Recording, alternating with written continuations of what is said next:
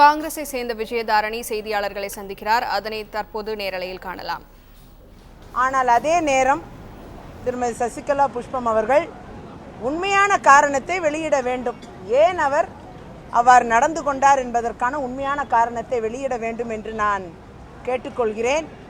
அந்த விதத்தில் நியாயமில்லாமல் பொது தளங்களில் நடந்து கொள்வது, தனியாக இருக்கும்பொழுது கூட நியாயமில்லாமல் நடந்து கொள்ளக்கூடாது. ஆகையால் பொது தளங்களில் உறுப்பினர்கள், சட்டமன்ற பாராளுமன்ற உறுப்பினர்கள், பஞ்சாயத்து தலைவர்கள் என்று மக்களால் தேர்ந்தெடுக்கப்பட்ட பிரதிநிதிகள் பிறருக்கு உதாரணமாக வாழ்ந்து காண்பிக்க வேண்டும் என்ற அடிப்படையில் இன்றைக்கு அவர் நடந்து கொண்ட விதத்திற்கு அதிமுக பொதுச் செயலாளர் அவர்கள் எடுத்திருக்க முடிவு வரவேற்கத்தக்கது.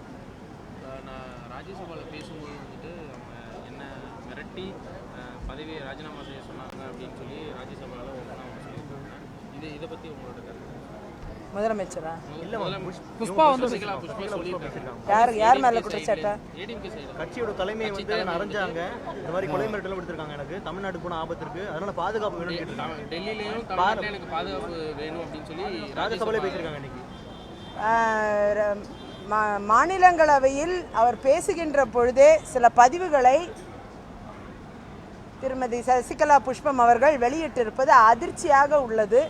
குறிப்பாக அவர்களுடைய தலைமை அவர்களை மிரட்டியதாகவும் ராஜினாமா செய்ய சொன்னதாகவும், அவர் தமிழகத்திற்கு வந்தால் அவர் உயிருக்கே ஆபத்து இருப்பது போலவும் பல்வேறு விஷயங்களை முன்னிறுத்தி இருக்கிறார். ஆகையால் இது ஏதோ ஒரு சினிமா திரைக்கதை படம் போல சென்று கொண்டிருக்கிறது. இதன் பின்னணியில் என்ன என்பது நமக்கெல்லாம் ஆவலாக இருக்கிறது.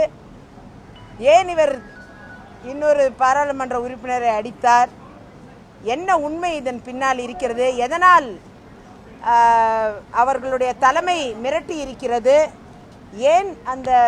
ஏன் அதிமுக தலைமை அவர்களை கட்சியிலிருந்து நீக்குகிறார்? அது நடவடிக்கை நன்மைதான். இருந்தாலும் கூட எதனால் மிரட்டுகிறார்? தமிழகத்துக்கே வருவதற்கு எனக்கு பயமாக இருக்கிறது, உயிருக்கு ஆபத்து இருக்கும் என்று பயப்படுகிறேன் என் கட்சி தலைமையை பார்த்து என்றெல்லாம் குற்றச்சாட்டை நேரடியாக மாநிலங்களவையில் பதிவு செய்திருக்கிறார் என்று தற்பொழுது ஊடக நண்பர்கள் மூலம் அறிந்து கொண்டேன்.